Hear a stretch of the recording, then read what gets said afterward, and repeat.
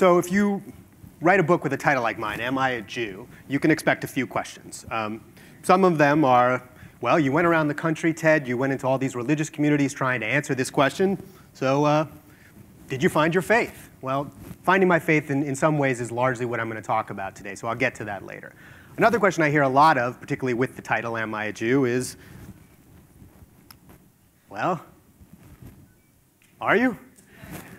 Well, I'll get to that too, but I want to start at the beginning. So when I was 9 years old, my mother forced me to convert from Judaism, to Christianity. We had just moved from New York City, where we lived a sort of comfortably secular Jewish life, worshiping bagels, loving the Knicks, watching Woody Allen films, all the standard stereotypes. And once we were in Mississippi, she sent me to an Episcopal school where I studied the Bible, and I sang in the choir, and I took communion. And she instructed me that if anybody asked, I should tell them that I was Unitarian. The reason for that was she figured no one knows what a Unitarian is, and Southerners would be too polite to ask.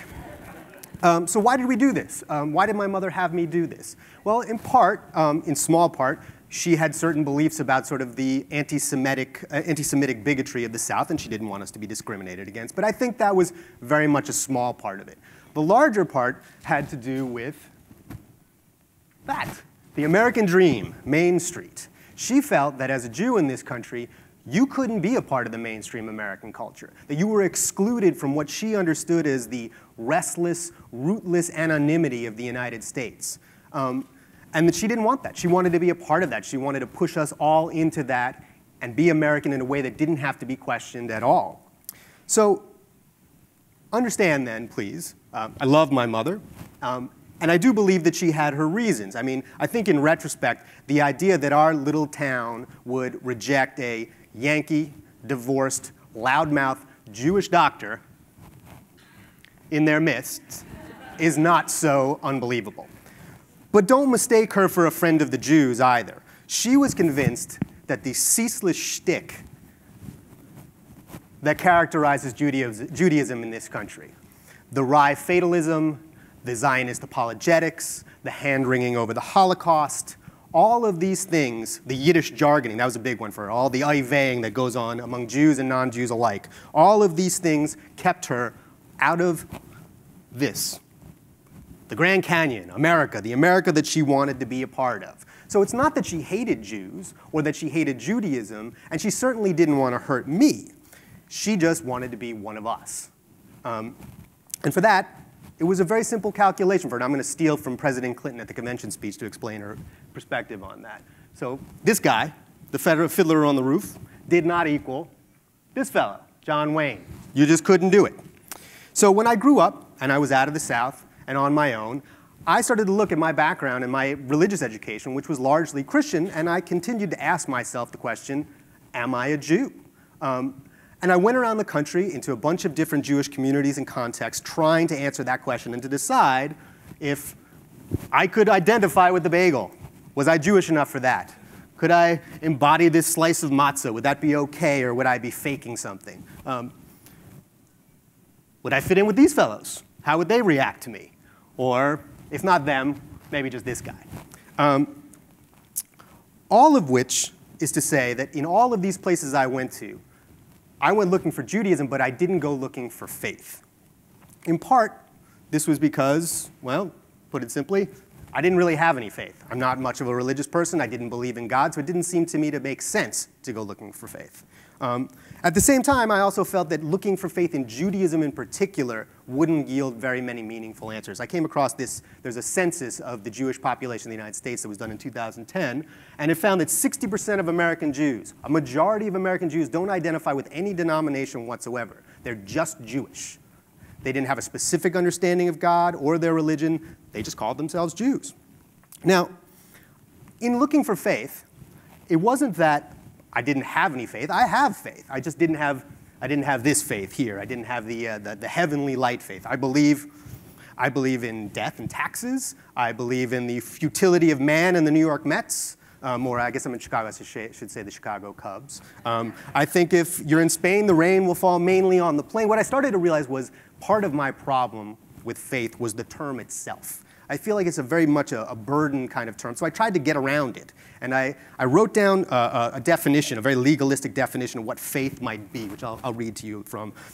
We believe, we meaning those of us with faith, in the God in which we believe, in the way we believe in him, or her, or they, or Buddha, or the wind, or a circle of stones in England, be the Godhead's name, proper name, capt or no, that we locate or adopt or adhere to our belief in the manner that seems to us the most sincere. Yeah, maybe I should just stick with faith. That's probably a good idea.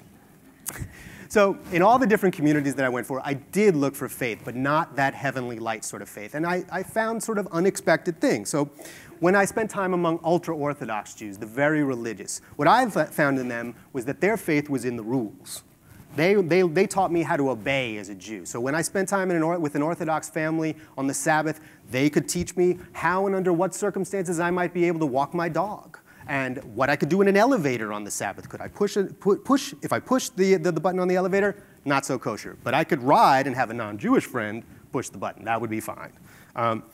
I also spent some time among very liberal Jews, Jews who, for them, the idea of being a Jew was very much a form of being an American. So I went to a congregation in Kansas City called New Reform, which apparently was Jewish enough to be picketed by the Westboro Baptist Church on several occasions, but they were still, they didn't do anything in Hebrew. There was no Yiddish jargoning for them. And if you went to the temple on a Sunday, when they were concluding a service, they would sing, not Hava Nagila or some other Hebrew standard, but God Bless America.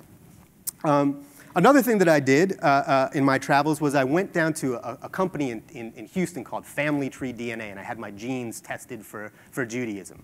I passed. And one of the things I learned about were people who have really no connection or identifiable connection to Judaism who believe that they're Jewish. They have this compulsion to be Jewish. So what they do is they'll go and they'll get their genes tested, and somewhere 1,000 years ago, back in the history of their family tree, they'll find a Jew there.